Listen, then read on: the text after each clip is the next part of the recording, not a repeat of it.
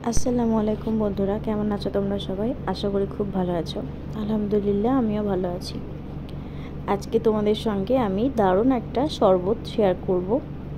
যেহেতু রমজান মাস পড়েছে, সারাদিন সবাই রোজা থাকে, আর সারাদিন পর গিয়ে যদি একটু ঠান্ডা টক টক একটা কিছু শরবত মুখে পড়ে, তাহলে কিন্তু শরীরের সব ক্লান্তি একেবারে দূর হয়ে যায়। আর এমনিতেও গরমকালে তো টক খেতে সবাই পছন্দ করে, ছোট থেকে বড়।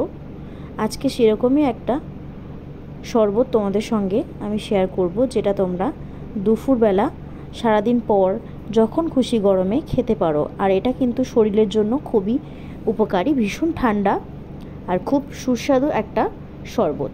এর জন্য প্রথমেই দেখছো আমি এখানে হজমোলা নিয়ে নিয়েছি। এখানে আমার 6 থেকে 7 প্যাকেট হজমোলা ছাড়িয়ে নিয়েছি। তারপরে মিক্সিতে দিয়ে দিলাম, আর অল্প একটু 1 চামচ মতো জিরে গুঁড়ো মিক্সির মধ্যে দিয়ে একসঙ্গে ভালো করে গ্রেট করে নিয়েছি। একেবারে ডাস্ট হয়ে গেছে।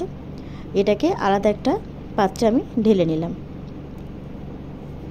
দেখো, এই যে হজমোলার আর জিরে গুঁড়োর মিশ্রণটা, এটাকে একটু হাত দিয়ে আমি সাইডে ছড়িয়ে গ্লাসটা নিয়ে গ্লাসের মুখে প্রথমে একটু লেবু ঘষে নিতে হবে। পাতি লেবু অবশ্যই লাগবে এখানে। তোমরা যদি চাও গন্ধরাজ লেবু দিতে পারো, তাহলে কিন্তু আরও ভালো লাগবে। গন্ধরাজ লেবু তো পেলাম না, সেই জন্য এই লেবুটা দিয়ে চালিয়ে নিয়েছি। লেবুটা ভালো করে একটু রসটা গ্লাসের সাইডে লাগিয়ে নিলাম। এরপরে গ্লাসটা উল্টে মুখের দিকে ভালো করে এই হজমোলার গুঁড়োটা আমি দিয়ে দিচ্ছি। সেমভাবে আমি আরেকটা গ্লাসের উপরেও এই হজমোলার গুঁড়োটা লাগিয়ে নিয়েছি। দেখো, এইভাবে লাগিয়ে নিতে হবে।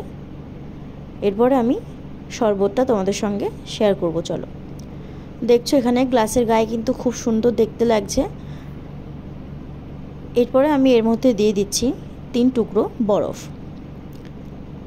বরফটা কিন্তু অবশ্যই দিতে হবে। আমি এখানে শরবতটার জন্য ঠান্ডা পানি ইউজ করেছিলাম।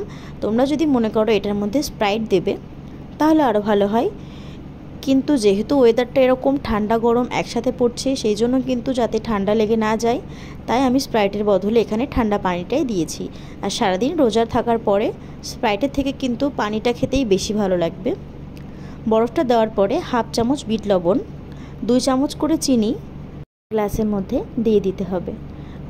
দেওয়ার পরে এখানে ছোট ছোট করে লেবু কেটে রেখেছিলাম। অবশ্যই লেবুর রসটা একটু বেশি করে দিতে হবে, তাহলে কিন্তু খুব ভালো লাগবে খেতে।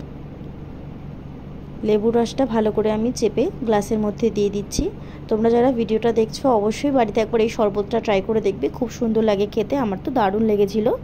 অবশ্যই এরকম হজমোলা দিয়ে তোমরা গুঁড়ো করে একটা শরবত করে খাবে, খুব সুন্দর লাগে। আর যে হজমোলার গুঁড়োটা ছিল এখানে, সেটা 1/2 চামচ করে 2 গ্লাসে দিয়ে দিচ্ছি। এরপরে আমি এখানে ঠান্ডা পানি ঢেলে দেব। এখানে পানিটা আমি দিয়ে দিচ্ছি।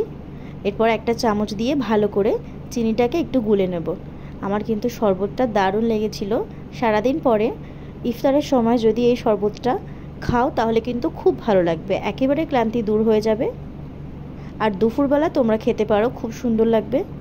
রৌদ্র থেকে আসার পরে এরকম একটা শরবত হলে কিন্তু ভালোই হয়। এবারে আমি সার্ভ করে নিলাম। তো ভিডিওটা ভালো লাগলে অবশ্যই লাইক করো। কালকে নতুন ভিডিও নিয়ে চলে আসবো। সেই পর্যন্ত সবাই ভালো থেকো, সুস্থ থেকো। খোদা হাফিজ।